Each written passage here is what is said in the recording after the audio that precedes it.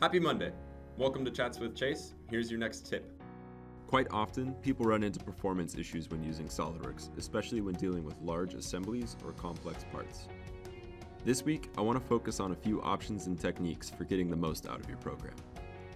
If you remember from some of my previous videos, the number of add-ins you have enabled will have an effect on your performance, especially during the initial startup.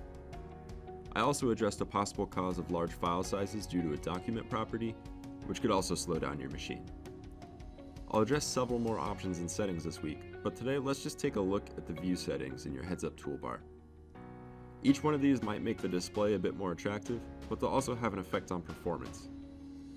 If you find yourself being bogged down while trying to look at parts or assemblies, clearing some of these is a pretty simple place to start.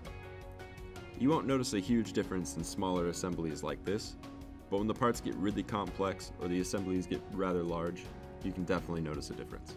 Watch out for the rest of the videos this week. I'll touch on some more options to improve performance. Thanks for watching. Contact me with any questions and I'll see you tomorrow.